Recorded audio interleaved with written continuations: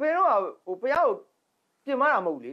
ဟိုတောင်းပြီးတော့လိုက်ဖမ်းတာလေဟုတ်တယ်လေသူ့ကိုလိုက်ဖမ်းတယ် तू ကရှေ့ကနေဖះကိုအကာအကွယ်ယူပြီးတော့ကဲတော်ပြီလေးဘာမှစင်ကြင်မပေးနဲ့မပေးပါဘူး तू ကဖះကိုအကာအကွယ်ယူပြီးပြေးတယ်ဆိုရင်တော့မှလေးတို့ကဘာဖြစ်လို့အာမုံမီတာကိုလိုက်ဖမ်းတာလဲပြောကဲပြောကြ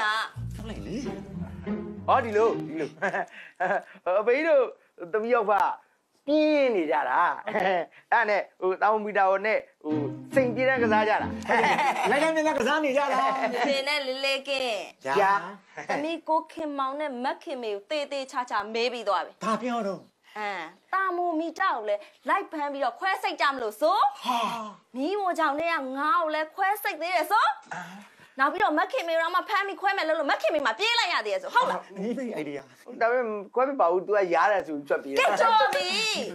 ဖေနဲ့လေးကဘလောက်တောင်ငရဲကြီးတယ်မှတ်လေဟမ်ဒေဝဒတ်တို့အဇာတတ်တို့လို့မဟာအဝီစီငရဲမှာဂျိုးကတ်ချင်လို့လားပြောအဲ့ရောက်တော့မရောက်ဘူးပေါ့တမီးရဲ့ဒါပေမဲ့တမီးရဲ့ဖြည်းဖြည်းပြောလဲရပါတယ်အခုတမီးပြောတာဖေကြီးတို့နှစ်ယောက်တော်တော်အမှုကြီးသွားပြီဟုတ်တာပဲဒီမလေးရဲ့ကို့ဖေနဲ့ကို့ဦးလေးပဲကွယ်အဲ့လိုမလိမ်မိုးမလိမ်မာလေးတွေကိုလေဟိုတခါတလေမှားတာပဲခွင့်မလို့နိုင်ဘူးလားခွင့်လို့တမီးကခွင့်လို့ပဲငရဲကခွင့်မလို့ဘူးအဲ့တော့ဖေနဲ့လေးကင်းဖះကိုဝင်ချတောင်းမှန်တဲ့အနေနဲ့စွန်းတော့ကဲရမယ်တနေကုန်ဖះရှစ်ခိုးရမယ်တာရုပါဗျာတာရုပါတာအော်နေအောင်ဝင်ချတောင်းမှန်ပြီးဖះရှစ်ခိုးရုံလည်းမရသေးဘူးအထိတ်တံမှာဝင်ရမယ်ဖေနဲ့လေးကဲလာလိုက်ဆိုအရှင်ဖေယားရှင်ဖေယားဖေယားတပည့်တော်တို့သည်ဖေယားတပည့်တော်တို့သည်ရှင်မြတ်စွာဘုရားအားရှင်မြတ်စွာဘုရားမတိစိတ်ဖြင့်ပြင်မာစော်ကားခဲ့မိပါသည်ပြင်မာစော်ကားခဲ့မိပါသည်ဝေမယူပဲ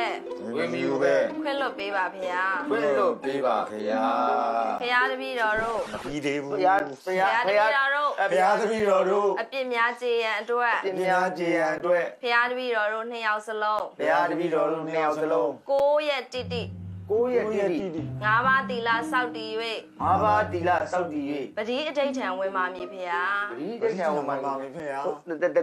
သမီးတို့သားပါချင်းချင်းပဲဟာကြီးနော်ဒီလေးပါလေဟို9ရက်တော့မလုပ်ပါနဲ့3ရက်တော့ပဲလုပ်ဟုတ်တော့ဒီမကြီးမတရားဆိုလုံတော့မရဘူးဈေးမစစ်နဲ့9ရက်ဆို9ရက်ပဲကဲဆက်ဆိုကဲဆက်ဆိုအဲ့ဒါမပါဘူးလေဆက်ဆို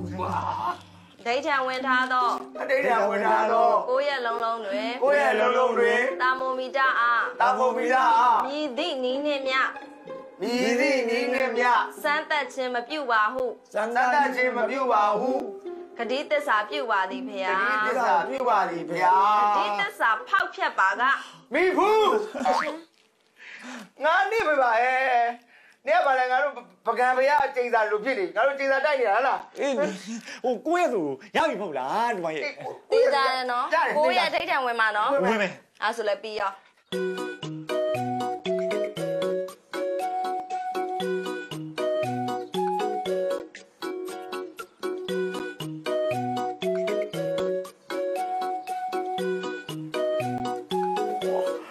ရှုပ်ပြောင်းတယ်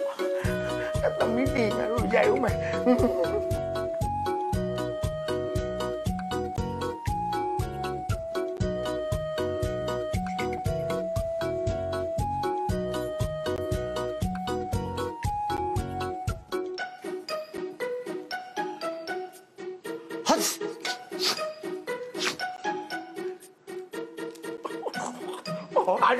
ဟာဒါပြောဟိုမေကွာမနှောက်ရစားပါနဲ့ငါတို့ဒိဋ္ဌံပြက်နေမယ်ဒိဋ္ဌံပြက်ငါတို့သမီးကစူးမှာကွာဟုတ်ပါတော့ကွာတောင်းမှာကွာမလုပ်ပါနဲ့သွားကွာဟိုဒုက္ခအစားပြန်စိတ်ရတော့ဒီတပတ်ရဖို့လွယ်တာမဟုတ်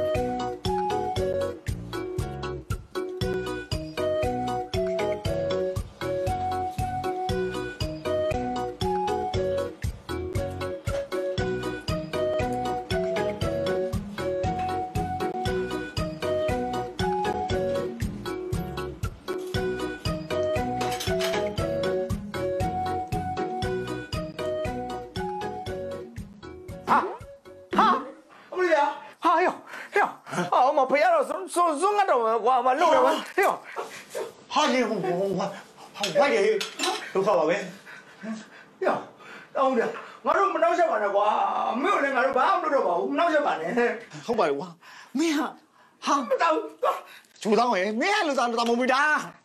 ဖះတော့မချန်တော့လားဖះဘလို့သွားစားမလို့ဟမ် တမီးကငါတို့ကြတော့ဟိုဒေဝရတ်တို့အသာတတ်တို့ပြောတယ်ဒီကောင်ကမှတကယ်မာနဒီဂျိုသားမှမာနဟောမင်းစားနေတာမင်းကငရဲကြီးပါအားလာဖို့ကောဘာလဲကွာဖះသွားတာဘောလည်းတော်တော်ငရဲကြီးမှာပေါ့ရှင်ဗျာဒီပြီးတော့တောင်းပါပါဗျဒီဒီကားလေးဒီလိုမြောက်အပြစ်မဟုတ်ဘူးနော်ဗျဟောဒီမာနအဲ့ဒီဂျိုသားရဲ့အပြစ်ပါဗျာသူ့ကိုပြပေးပါ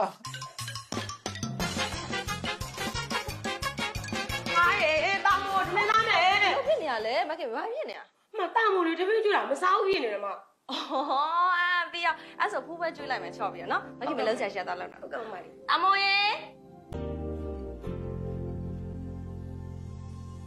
အမိုးဟေးရောက်သွားတယ်မှာပဲတွေ့ရအမိုးရေပုံညာနဲ့တူပါတယ်မတွေ့ဘူးကွာဘယ်ရောက်သွားမှလည်းမသိပါဘူးတာမိုးက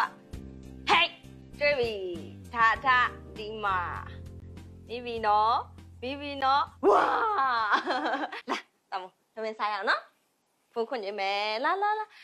တမိုးလေးမမှန်စားမယ်ဟုတ်လားတမိုးဘိုင်းစားနေပြီကြက်သားလေးစားပါ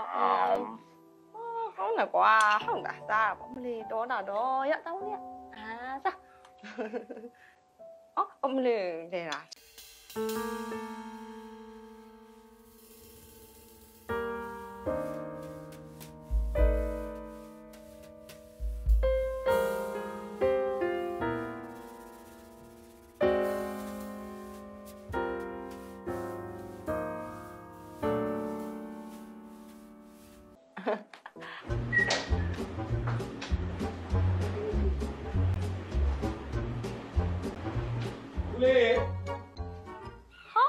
ကိုပါလားလာလေးကို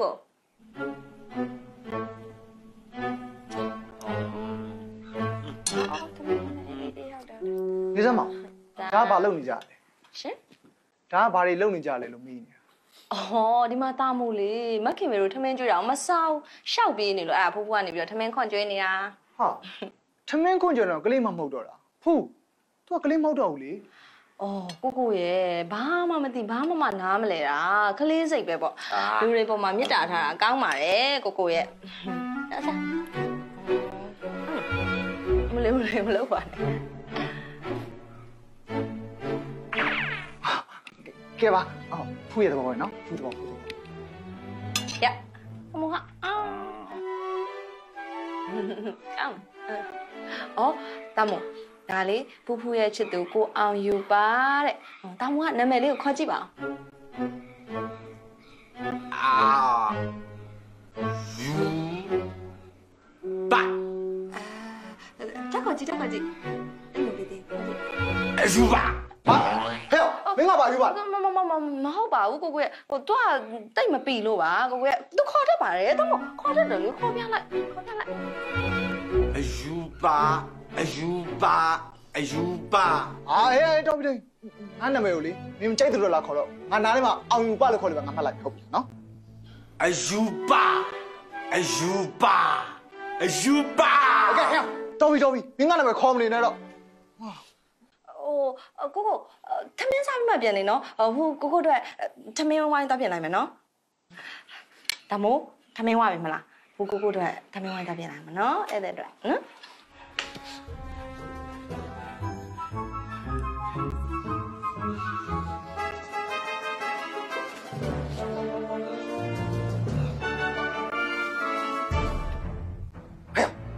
မင်းကမှအယူပါယူကြောင်လဲသူများရင်ပေါ်တက်နေမင်းဘယ်ကောင်မင်းဘယ်သူလဲအယူပါဟဲ့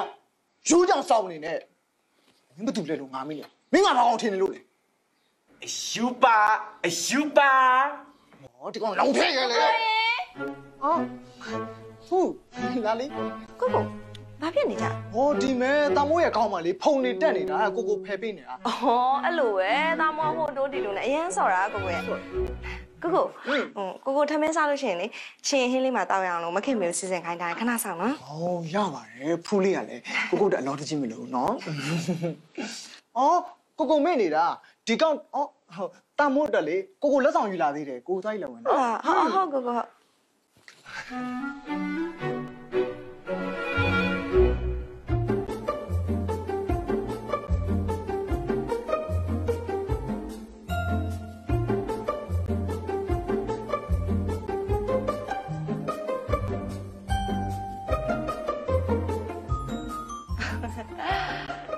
ရဲ့တာမောကတော့အဲ့လိုလက်လေးဆိုလို့အရင်သဘောကျတာကိုရဲ့ကိုအခုကျေးဇူးတင်တယ်နော်ကျေးဇူးတင်ပါပြီတော့ကျေးဇူးချက်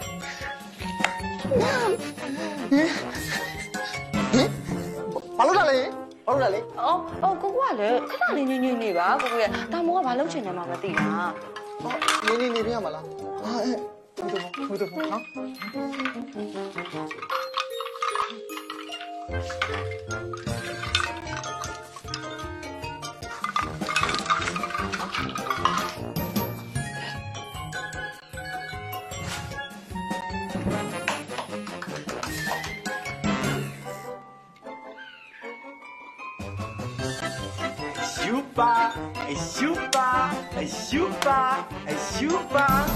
မင်းတို့ကောင်လေးကွာ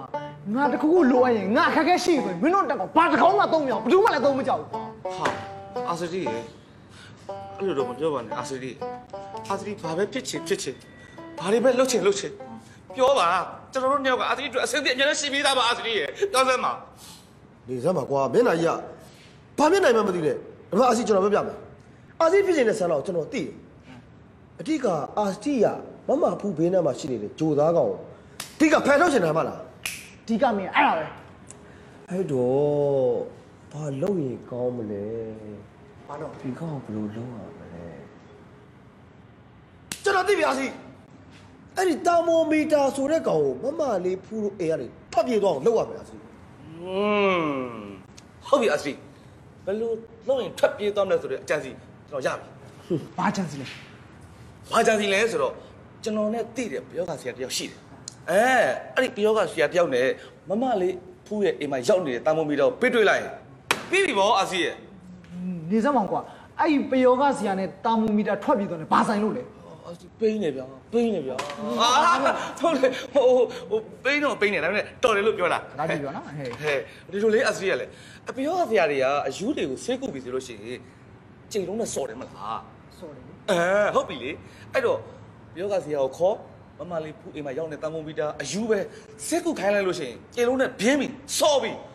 နာရင်တာမုံပီတာအဲ့အိမ်မှာနေပါဦးမလားပြေးပြီဗောဒါပဲကိုဒါပဲလေအစီကောင်းလိုက်တဲ့အကြောင်းကွာငါမစဉ်းစားမိဘူးတပိတ်တော့တက်လာဒါဆိုရင်အဲ့ပယောဂဆရာကိုမြင်ခေါ်ပြီးတော့ကြိုက်တော့ပတ်စံပိတ်လိုက်ကွာအဲ့ဒီကောင်ဖူးလေးမှမရှိပြီးရောအောင်မယူရနေစမ်းပါဦးဒါနဲ့ဟိုကအဲ့ပယောဂဆရာနာမည်ဘယ်လိုလဲဂမ်ဘီယာကူကဲသိဟုတ်တာပေါ့ကွာကျွန်တော်ကဂမ်မီယာပညာနဲ့ Google နည်းစနစ်ကိုသိပ္ပံနည်းကျပေါင်းစပ်ပြီးတော့ဘယောဂတွေကိုကူပေးနေတာအဲ့ဒါကိုအမောင်လူလင်ကနာဟိမှတ်တော့ဆရာကြီးကဲဆိုစမ်းပါဟိုလိုင်းကိစ္စဒီလိုပါမပြောနဲ့ဆိုတော့ကိစ္စအာဟုတ်တီထက်တည်နေတယ်နော်ဟဲ့အောင်ဆရာတည်နေတာကဲပါဗျာကဲပါဗျာဒီပဲကဲပါမထိုင်ဒီကဲပါဗျာမကြည့်ပါကဲမပြောနဲ့ညာတည်ဆရာကြီးနဲ့တွေ့ဟုတ်ဆရာပြီးပြီလို့လားမှတ်လိကဲ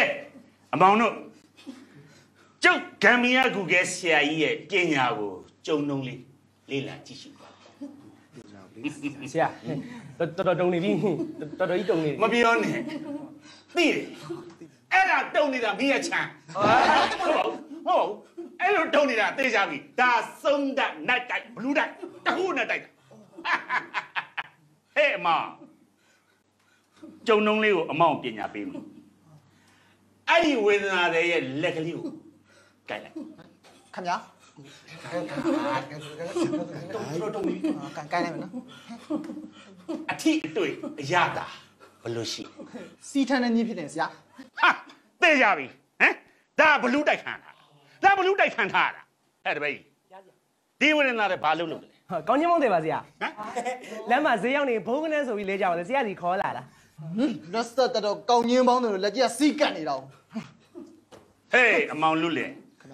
ငါကူကဲဆရာကြီးရဲ့ရှေ့မှာပြောင်းလို့နောက်လို့မလုပ်ပါနဲ့လက်စီးထိုင်းတိုင်းဖြစ်တယ်ကောင်းချင်းမောင်းရောင်းလို့မဟုတ်ဘူးကွာဒါသိကြပြီအထက်ဆရာအောက်ဆရာဘေးဆရာငါဆရာရဲ့ရှေ့မှာဒါဘလူးတိုက်တယ်ဝေဒနာတဲ့ငါဆရာကြီးကိုမရှိန်နဲ့နင်တခုနင်းပါဇက်ကပြောချင်တယ်ပြောစမ်း မောင်လေးရသူစကားနားတော့မနေပါနဲ့အမငါပြားတက်ပြီးလဲကြသွားတာပါမောင်စေးဝမဘဝင်ဘာလို့ဒီလူကြီးလာပေါ်တာတော့ဘာလို့တာပါကြီးတော့ ငါပြားတယ် အေးဘာလို့ကရှိခေါ်လာလဲ လမ်းမှာဘုံကနန်းဆိုပြီးလဲကြတော့ပယောဂတွေဆိုဇေယျဒီခေါ်လာတာ သိလိုက်ပါတော့ကွာလမ်းမှာဘုံကနေလဲပယောကမှတ်နေသလားဟင်ညံခေါ်သွားငါပါဖြတ်ပြီခေါ်သွား ဆေးကိုပို့ရမှာပေါ့ ပေါ်လာပေါ်လာ မကြီးလား ချိုင်းရင်သိလိုက် စေကမ်းမှာပါ လာပြီလာချာ သိတယ်နော် ပယောကကို connection နဲ့လွတ်သွားတယ်ကဲအမောင်တောက်တင်းနဲ့တောက်တဲ့ ခင်ဗျားဆရာ ဒီကိစ္စကိုပြောရမယ်ဆိုရင် မပြောနဲ့သိနေတယ် ဟေးအမောင်အဲ့စကားကိုပြောမယ်စကားမင်းဘာလို့ပြော မပြောနဲ့ကျွန်တော်အကုန်သိနေတယ်ဒီမှာခင်ဗျားပြောကခုတဲ့ဆရာမလား ဟုတ်ပါတယ်ကျွန်တော်ပယောကကိုရဲ့ဂမ်မီယာကိုခဲ့ပါခင်ဗျ မပြောနဲ့အကုန်သိတယ်ကျွန်တော်ပြောတာနားထောင်ဟေ့မင်းတို့တေချာရှင်းပြလိုက်နားထောင်ပါတခုမှမပြောခိုင်းနဲ့ အော်ဒီလိုပါကျွန်တော်ကျုပ်ပြောပါမယ်ဒီလိုပါဆရာကြီး ။အော်ငါ့ကိုဆရာကြီးကိုမခေါ်နဲ့တော့လူရင်းနာပြောစမ်း အိမ်မှာပယောဂဝေဒနာရှင်တယောက်ရှိတယ်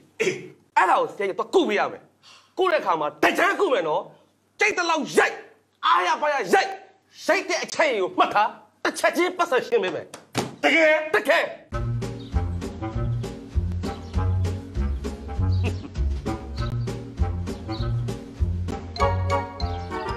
မောင်လွတ်လင်ဟဲ့မောင်လွတ်လင်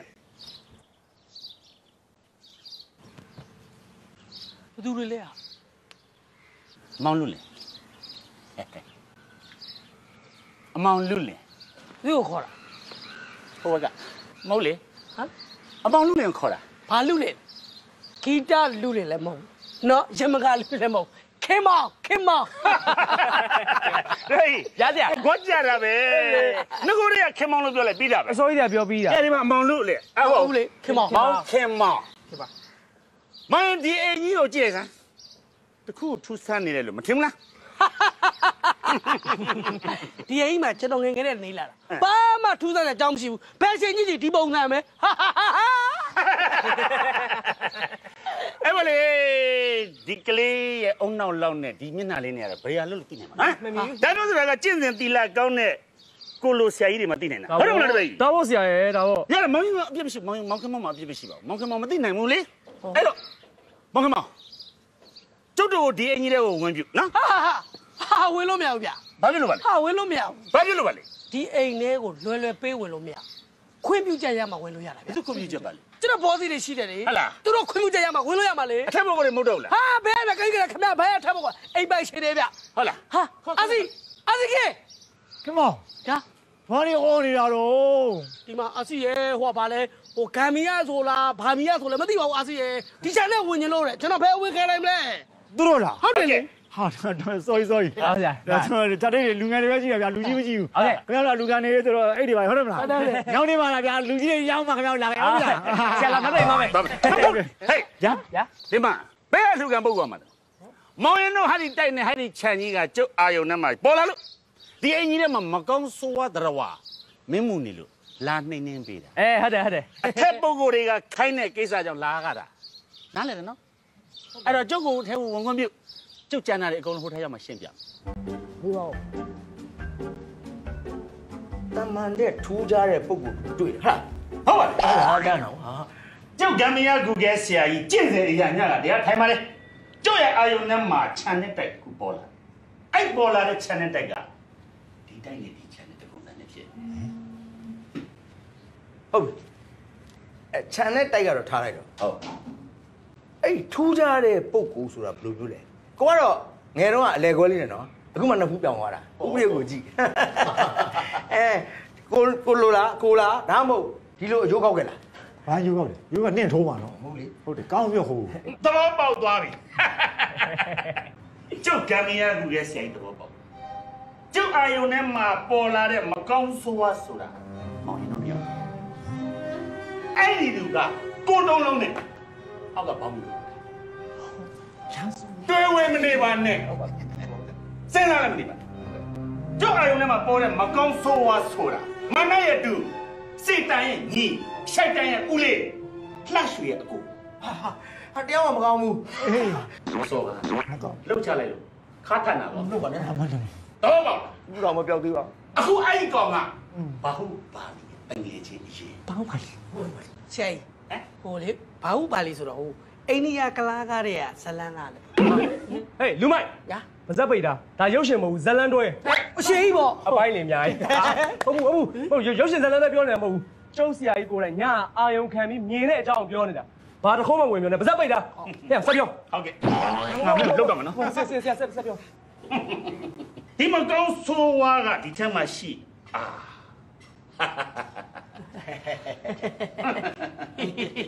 မနောက်ပါမောင်ရင်တို့တိုက်ထဲမှာထူကြတာတခုတော့ဆရာအာယုံခံလို့ရပါဒီအင်းကြီးထဲမှာတရားထိုင်တဲ့ပုဂ္ဂိုလ်ရှိတာပဲဟာအဲ့ဒါတော့မှန်တယ်မှန်ရမယ်အဲ့ဒါတော့မှန်တယ်ဒီကြတော့ဗျာ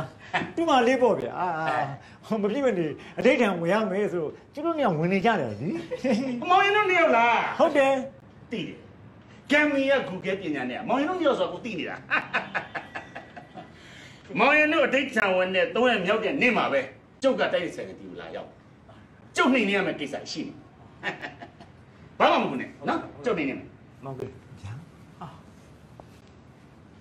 သူဘာကျင့်စင်များကျင့်လာမလို့တို့မှန်တယ်နော်အေးဘာကျင့်စင်များကျင့်အောင်ယူပါပြောပြဟုတ်လားတော်သေးအောင်ငါထင်သားဘာ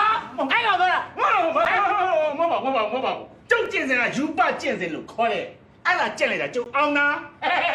အဲ့ဒါကြောင့်အောင်ယူပကျင့်စင် no သိဦးလေအဲ့ဒီကငှက်ဖျားတဲ့စေးကန်းလိုက်ပုံနဲ့ဘာမှမသိတော့သူမသိရှာတယောက်တည်းကြိတ်ကျင်ထားတာ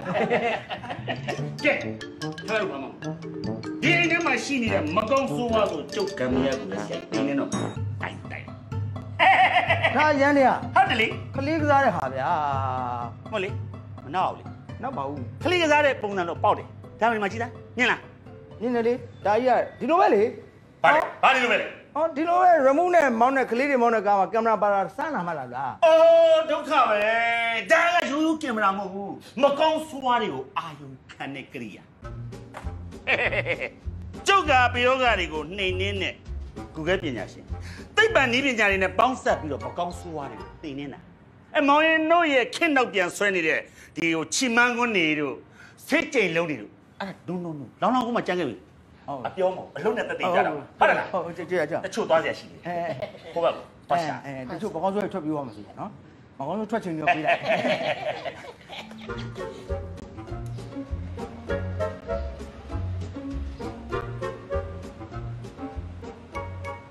အမူမီတာ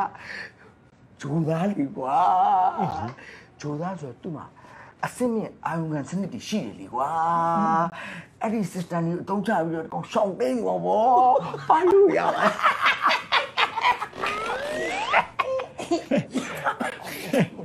နောက်တာပြောနေရတယ်ဟဲ့လားပြောနေကြပြောတာမဟုတ်ဘူးတရားသဘောပြောပြတယ်ဇာလေးခဏပိတ်တကယ်ကြီးရှားဆရာချလိုက်တယ်ဟုတ်ကဲ့ဆရာမာနေတယ်ရန်နေအောင်ချခိုင်းတာဟုတ်ပါအေးထင်းတော့ဒီမှာလေအိတ်ခလုတ်ကြီးနေတာမဟုတ်ဘူးဆိုတာဒါအတိုင်းပေါက်ကိုညီးဇာပိတ်သွားပြီ remote ကားနဲ့ဂျိုသားနဲ့တော့ပင်လယ်ပြင်မှာနှစ်ပါးတော့သွားကြပြီဗျာကြည့်ကောင်းပါတော့ကြည့်ကောင်းပါဇာပိတ်ထား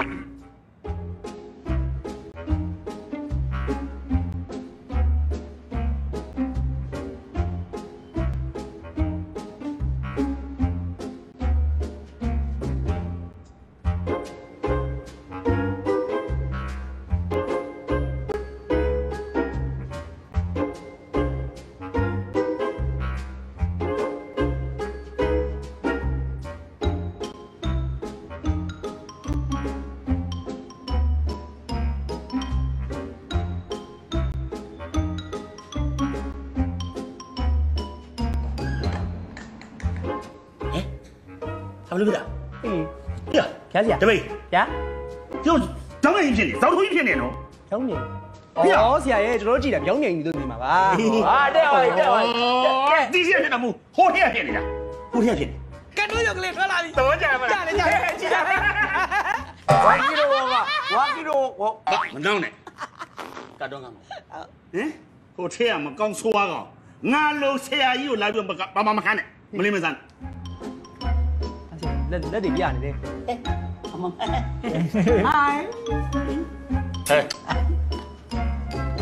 ဟာဝေး ကြားစရာ အဘာကြီးလေ အဲ့ဒါဘာကြီးလဲဟင်နှစ်ဘူးအာ6တော့ကြီးပြ6တော့ ဒီလောက်ချိန်ပါကြီးမြန်တာအဲ့ဒါမဟုတ်ရမလား ဟေးဒါပဲ အာယုံခံပြီဟင်ဒင်းကိုတွေ့ပြီဒင်းကိုတွေ့ပြီတိတ်ချိုက်ချင်းဘာဖြစ်နေလဲအဲ့တော့ဘာဖြစ်နေလဲနင်းနေငါ့ကိုတောင်းထုတ်လာဗျာ တော့ပေါ်နေရဲ့တာမမီတာ တာမူမီတာလေ ဒင်းကိုတွေ့ပြီဟာဘာပြီတပည့် ပြားစရာ ငါရဲ့အာယုံခံရမ်းနေရည်တစားစီဖြစ်သွားပြီ အမဒီကျွန်တော်တခုတော့ပြောလို့ရ ပြောလေကိုတော်လေး ဟုတ်ဟိုတော်တော်ကလေစက်ရုံတစ်ခုမှာလူသမားတွေအားလုံးကိုခေါင်းစိုးပါဝင်ပူးတယ်တည်ရဲဝင်ရှိရဆိုတဲ့သတင်းတစ်ခုအမဒီကြားမိသလားမသိ ဟာအဲ့ဒါအလုပ်တွေလုပ်လို့မရတော့ဘဲနဲ့နောက်ဆုံးကျတော့စက်ရုံမှာပိတ်ပလိုက်ရတယ် MD ရဲ့ အဲ့ဒါနဲ့ဖူးတို့အခုပြောနေရတယ်ဘာဆိုင်လို့လဲ အဲ့လိုမဟုတ်ဘူးလေဖူးလေးရဲ့တောက်တင်းနဲ့တောက်တဲ့ဖူးလေးတို့မိသားစုစိတ်ကူလို့ပြောတာပါဖူးလေးကဲဖူးလေးမှာရုံနဲ့တာမိုမီတာကဂျူသားမှုပဲထားမကောင်းဆိုးွားတို့တရေတို့နာနာဘောဖြစ်နေဘယ်လိုလုပ်မလဲကိုလည်းစိတ်ပူလေလေဖူးလေးရ ဟုတ်တယ်ကျွန်တော်တို့ပြောချင်တဲ့အဓိပ္ပာယ်ကအစတိရှင်းပြတယ်လို့ ဟာမဖြစ်နိုင်ပါဘူးတာမိုးကဟိုစီးကိုပြောသလိုတရေတို့တပတ်တို့မကောင်းဆိုးရတော့မဖြစ်နိုင်ပါဘူး မြန်ဟဲ့စီးကိုနဲ့ MD ကိုလေတိလားကိုတောက်တင်းနဲ့ကိုတောက်တဲ့နေကပြောနေတာငါကြားခဲ့တယ်စက်မှုရုံကဆက်ရုံမှာလေတရေတွေဝင်ပူးနေကြလို့အလုံးမလုံးကြရတော့ဦးတဲ့ ဟဲ့အဲ့ဒါကြောင့်လေငါ face မှာတက်လာတွေ့တယ်တိလား ဟဲ့အဲ့ဆိုလို့ရှိရင်ငါတို့ရုံမှာလည်းအခုတလောအလုပ်တကလေအရန်ညားနေတာငါတို့လေတရေဝင်ပူးရဟဲ့ဆောင်တိုက်လို့ရှိရင်မကောင်းလား နေ့ကျမစိုးဘူးလေဒါမှငောင်းရောက်တဲ့ဝင်ပူတော့အဆင်မပြေဘူးထင်တော့ အေးနော်ဟဲ့အဲ့ဆိုလို့ရှိရင်ငါတို့ဘယ်လိုလုပ်ကြမလဲ လာငါကျန်ရပြီသွားဆက်လာပြီးဘာဘာလို့ဖြစ်နေလဲဟိုတရုံတော့ဘူးကုန်ကြပြီစီးလို့လေဟမ်ဘာလို့ဘူးကုန်တာလဲဟိုဘူးတော့ဘူးတာပဲဘာဘူးမှမသိအကုန်ဘူးကုန်ကြပြီဟာဒုက္ခပါဘောရောဘာလို့ဘူး စကြည့်မှရပါဘူးဒုက္ခဝါ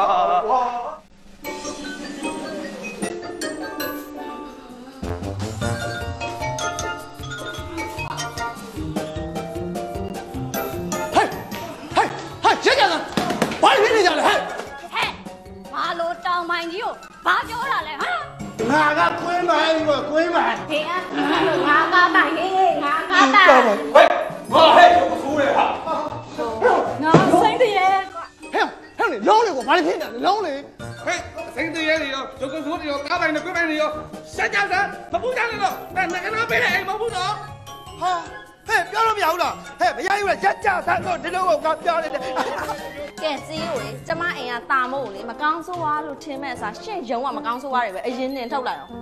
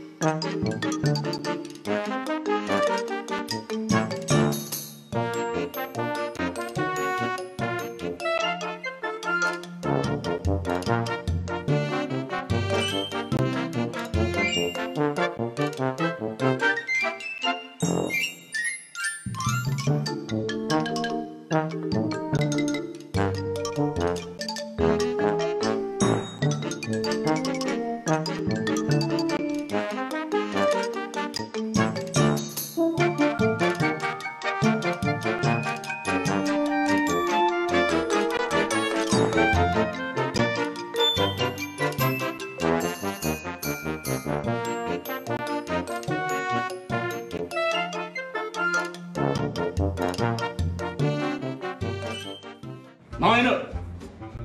ကျောက်ဂမ်မီယာကူကဲဆရာဒီတစ်ခါမကောင်းဆိုးဝါးကိုနှိမ်နေမှာလားအရင်တစ်ခေါက်လို့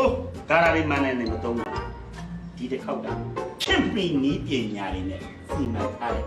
အဲ့ဒီအင်းချက်ကလေးနှိမ်နေမှာ ဒါအင်းကြ ဟုတ်တယ် ဘာလို့ရှိတာဘာလို့လောက်တာလဲ ဟ ဘာလို့ပြောပြီးတော့ပဲဂမ်ဘီယာကူကဆရာကြီးခုက ID kit ဆိုတော့ ID kit နဲ့အကြီး online မှာအသုံးပြုနေတဲ့ဒီပညာတွေနဲ့စီမံပြီးတော့နှိမ့်နေမှာတပိန်းနဲ့ရှင်းပြရှင်းဒါလေးတော့မသိဘူး ID ခစ်လေဗျာဟာဟာလေးတွေပေးပါ like လေးတွေပေးပါအသေးလေးတွေပေးပါဒါတော့ angry ကမဆန့်လို့မစွဲတော့ဘူးဆန့်ဒီလိုနည်းပညာနဲ့ပေါ်စဒါပဲအေးဟိုကြီးဟိုဒါကြီးကဘာဘယ်လိုတုံကြီးတော့လားဟာသူတို့ဒီပညာတွေတုံတယ်ဗျာခင်မီကရိယာတွေကိုမသိဘူးဒီတွေကမကောင်းဆိုဟိုမှာနေနေပဲပြည့်စည်ကြည့်လိုက်အကုတ်အလန်းနေမမြင်ဘူးလားမမြင်ဘူးမသိဘူးချင်းလေးလေးဒါကမကောင်းဆိုးဝါးကိုနှိမ်နှင်းမှုပဲအဓိကစီမံဖော်ဆက်ထားတယ်ပြုလုပ်ထားတယ်လျှက်စစ်ကျင်းဆက်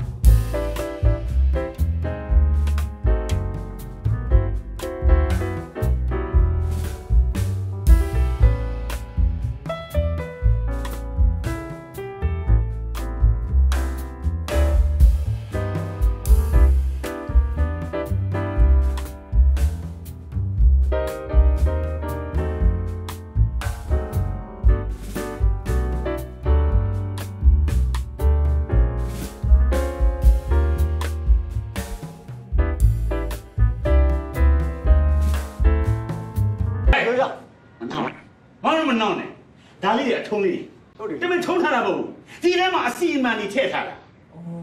ဒါလည်းလည်းအကျိုးမဟုတ်ဘူးနိုင်ငံကျိုးဘောင်းနိုင်ငံကျိုးတော့ဘောင်းနိုင်ငံကျိုးတော့နိုင်ငံကျိုးတော့မှဂမ်ဘီယာပညာတွေနဲ့ဒီမှာအထုံးတွေအဲ့လိုပြောအဲ့အထုံးတွေကမကောင်းဆိုးအောင်တော့ထိလိုက်ဟောတော့အဲ့လိုဖြစ်တော့လက်ပြပြလက်ကြည့်ဟဲ့တပည့်ရကြဘာလို့မလို့တပိန်းနဲ့လက်ပြပြဒါဟိုကြီးကတော့ဒီလိုဖြစ်သွားတာလေလောအောင်လေးဆရာတော်ဆရာတပည့်လေတပည့်ကြောက်တယ်ဒါကြီးတက်တယ်မှန်တော့မကောင်းဆိုးဝါးနဲ့တွေ့ဒီဂမ်ဘီယာကျိုးနဲ့မင်းတို့ရှိမှလက်ပြပြသူလည်းမကောင်းဆိုးဝါးဖြစ်နေမှာဟုတ်လေမနာတပည့်အချစ်ဆုံးတပည့်ဒီလိုတပည့်မျိုးတယောက်ပဲဆရာတပည့်မျက်နှာကိုကြည့်လိုက်နှစ်ယောက်ပေါင်းရင်၄ပေရှိမျက်နှာကြည့်ရရှေ့တာဒီလိုမျိုးလေးရှိတယ်ဟုတ်တယ်ဒါဂမ်ဘီယာကျိုးဟုတ်ဒါပါလေနှခမ်းကြောင်ဘယ်နှခမ်းနေမကောင်းဆိုးဝါးတွေကိုနှိမ်နေတယ် US နောက်မှာ A ပါတဲ့နိုင်ငံထုတ်တဲ့စပရီ US ပြောလိုက်ရနေတဲ့ဟာကိုသူတို့နားမလည်မှာဆိုဟောသိပ္ပံပညာရှင်တွေဒါတော့မသိဘူးဒီမှာဘာလဲမကောင်းဆိုးဝါးတွေကိုနှိမ်နေမယ်စပရီစပရီဆိုပါလေโอเคဘန်းနန်လေးလားဇဗန်နန်လေးလားနေ့စီနန်လေးလားအတော်ပဲအားတော့အိမ်တိုင်းနန်နေတယ်တော့ပြန်မင်းလိုက်လားအိမ်တိုင်းခံအမွေးမဟုတ်ဘူးဖိုက်ပြန်ပြန်မကောင်းဆိုးဝါးတွေကိုနှိမ်နေတဲ့စပရီဒီမှာမကောင်းဆိုးဝါးတွေဟာဖြစ်ဗျာဘာဖြစ်လဲဆရာမလုပ်တာငါမဖမ်းဘယ်ငါမဖြန်းဟိုဖြည့်ရှာဘယ်ကထွက်လာဆက်ရတယ်အဲ့လိုထိတယ်ဆိုလုံးပြတာဟုတ်ပါဒါအောင်နှိမ့်လိုက်ကြနဲ့ဟုတ်ပါကျွန်တော်လည်းဖြစ်တာမကောင်းဆိုးဝါးစက်ခုနှစ်ခွန်းအလင်းမရတော့ခုနဆရာကြီးပြောဆိုတုံးမြေကမ်းတစ်စီဆိုတာကြောက်လားမြေကမ်းတစ်စီမသိဘူးဘာမှမလုပ်ဒီကောင်းနဲ့နှိမ့်နေလိုက်ဒီဘောပါတယ်နော်တော့ပါတယ်ပါတယ်ဟာခက်တယ်ဒါပါလေဒီလားဘာတော့သိဘူးကြက်မှုဒီလိုတက်လိုက်ရင်အကုန်မြင်ကြက်တွေကိုမြင်ဟုတ်ကြက်တွေမြင်မနှောင်းဒါအာယုံကကြီးအောင်မကောင်းဆိုးဝါးတွေဘယ်နေရာမှာပုံနေတယ်ဆိုတော့ဒီအမွှေးလေးကအာယုံကမကြည့်တရေဖို့မကောင်းဆိုးဝါးတွေကြိုက်တဲ့နေရာဖို့ဟိုလိုနေရာတွေပုံလားတုံမြင်ရတယ်ဟာထွက်တော့ပြေးတော့လည်းဘယ်သူလဲထွက်တော့အဲ့ဒါတောင်းမီတာမင်းစီကဖမ်းမယ်ဆိုတော့မကောင်းဆိုးဝါးလို့အဲ့ကောင်လေဆရာဟိုမှာဂျိုသားကထွက်သွားပြီဟိုဘက်ရောက်သွားပြီဟာမမြင်လဲမမြင်ဘူးလားဘယ်လိုမြင်တာဒါကြီးတက်တာမလားဘယ်လိုမြင်မတော့အမွှေးတွေတိတ်လုံးမလို့သူကကြက်ပါဗျာဟိုဘက်ကိုပြေးတာတားတယ်ကုန်သိသွားပြီခုမှသိဟဟလားအမွေးအလုံးမလုံးလို့အမွေးလဲလာဝဲနေစမ်းဘာလို့လဲသွားစမ်းပါလေဒီဆရာတစ်ဖက်နှစ်ယောက်ကိုတာမိုမီတာဘလို့ပညာပေးမလဲဆိုတာငါတို့ရိုက်ထိုင်နားထောင်နေရုံပဲအဲ့ဒါဟုတ်ပြီဂမ်ဘီယာကူကဲနော် ဆရာမလေးဟိုမှာကြည့်အောက်ကိုကြည့်မျက်မှန်တက်တော့လည်းမမြင်ဘူးမျက်မှန်မတက်လည်းမမြင်ဘူးဟုတ်လားညာငါသိသွားပြန်ပြီကံရကူရဲ့ဆရာကြီးသိတယ်သိသွားပြီဒီမကောင်းဆိုတော့လောက်တထောတမညံလောက်နဲ့ငါ့ကိုလာစမ်းတာပြောမိလို့ပေါ့ပြောတာမပြောရင်ခြေထောက်လာထိတော့လာလေတခါတလေပေါ့ကျေးဇူးတင်တယ်လာတော်တယ်လောရှောကြောကိုကမြင်အောင်ရှာ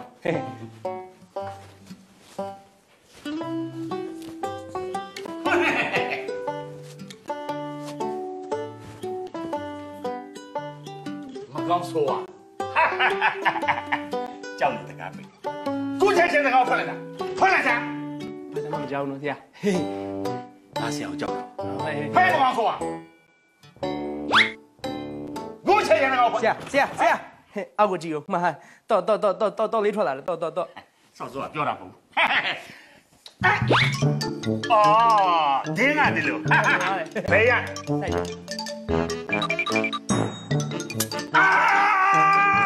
မိပြီလားဆရာမိပြီလားမိဆွဲထုတ်လိုက်လေမိရဆိုငါလည်းကုန်မိတာငါလည်းဒီပြပြီးစနေဟဲ့ဟိုင်ကျွတ်ထောင်ရောက်ကြီးရโอเคဘာလို့ပါတော့ပြတ်ရတော့ခိုင်းရတော့ငါတော့ဒီတော့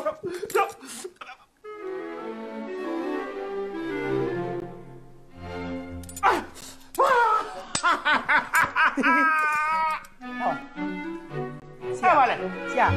ဘာလဲသိဘူးဆရာတော့အောင်ဆရာဒါမျိုးမလုပ်နဲ့ငါ့ကိုကိုင်လာတယ်ဆရာငါပေါက်ကားနေတယ်ငါလောက်အောင်ဒီမလုပ်လေငါမလုပ်လေဟဲ့မလေးဟဲ့ငါဖြစ်ပြီလားငါလည်းဒီမှာချောတယ်ဖြီးလို့ငါထိတ်မှာမလုပ်နဲ့ကျွန်တော်လည်းချောနေတယ်ဆရာရဲ့ဟိုမင်းကြီးတယ်လည်းမသိဘူးနော်ဗျာအေးကဗျာဘာမှမကြောက်ဒီညနေပါတမိုင်းကတော့တမိုင်းပ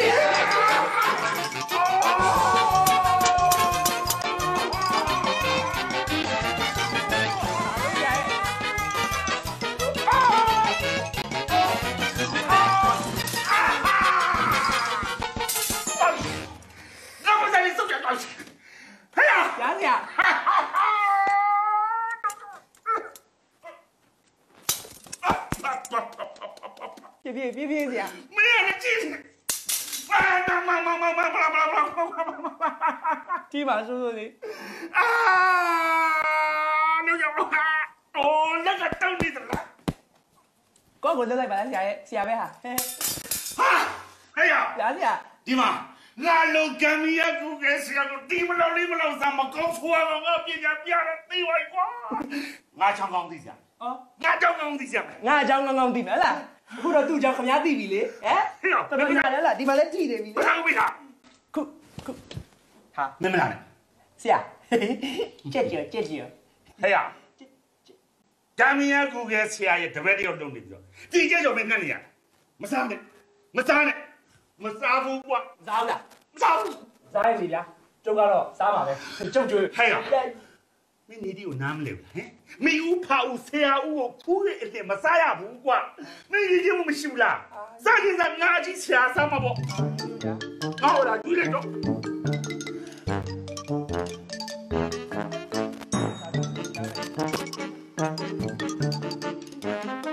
ငါကြက်တော်ကောင်းလက်ပြပြန်ကြိတ်သွားကြည့်တာအကောင်းလာပြောနေသေးတယ်တော့စားမလုပ်နဲ့ငါ့ကိုကြက်တော်နဲ့လက်ထိုးတာမင်းကိုနှိမ်နေစရာရှိတာဖမ်းစရာရှိတော့ငါဆရာကြီးကတော့မင်းဖမ်းမှာလား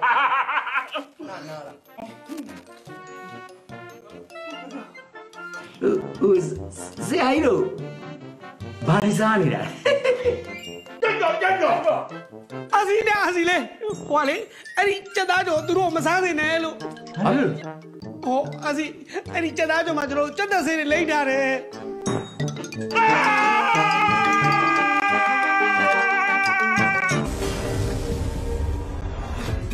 ငါကြော်ဖျက်သွားလေဩလက်ဖေးဆိုင်သွားတာထင်တယ်ညနေကျပြန်လာလေမမလေးငါကြော်တော့ဖဲဆိုင်သွားစရာတော့ မလည်းဘယ်ရောက်လဲငါကြောင့်ရှာဦးလေဟာငါတော့အဆူအားတော့မှာပဲဟာနင်တို့ကလေ ဖူးလေးရဲ့ဟိုတာမွန်မီတော့အဲ့လိုဂျိုသားလို့ဘာလို့ကောင်းလဲအိမ်မှာမထားပါနဲ့လားဖူးလေးရဲ့ဖူးလေးပဲစဉ်းစားကြည့်ကိုကသူနဲ့ခင်မင်းရင်းလေးလွင့်ရအောင်လို့သွားတယ် तू ကကိုဘာမျိုးတွေပြောင်းလုပ်ပြလိုက်တယ်လေ တာမို့ဒီမတူလေ